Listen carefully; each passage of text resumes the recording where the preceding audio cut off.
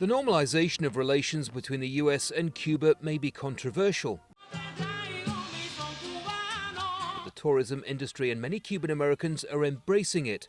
The loosening of restrictions on travel led to scenes few thought they'd ever see, and in the last 2 years, millions of dollars have been invested in new ventures.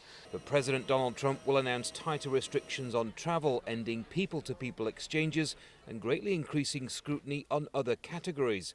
It won't mean the end of operations for airlines and cruise ships, but the administration says it wants to stop business that benefits the Castro regime. Saludos amigos, bienvenidos a este programa Alternativa. Orlando Gutierrez has been broadcasting to the people of Cuba for years. Like many of Miami's conservative Cuban Americans, he never supported normalization and hopes President Trump's message will resonate. It's about real change, getting rid of political prisoners, legalizing the opposition, the labor unions. If not, we're going to keep on being a failed country. And it's very important that what we're trying to say. While the U.S. embargo against Cuba remains firmly in place, increased trade has been taking place. But it's something else the president will scale back, especially with Cuba's military. The cruise lines are having a good day. That worries some in the business world, but investor Thomas Hertzfeld remains confident that the president will prevail.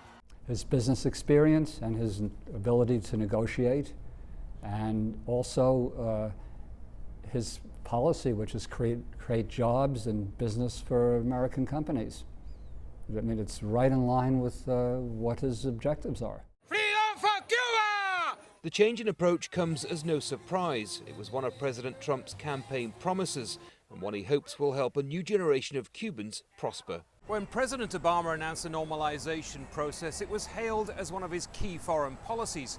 But critics have been quick to point out the lack of concessions by the Cuban government, especially when it comes to human rights. And ultimately, it's conservative Cubans in this city that helped President Trump get elected. And they have high hopes that he'll now deliver on those promises. But as ever, the devil will be in the details. The new approach isn't a full reversal of Obama's historic normalization process, but it takes a much harder line. Its effect on tourism, trade, and ultimately relations between the US and Cuba will be closely watched by many here. Andy Gallagher, Al Jazeera, Miami, Florida.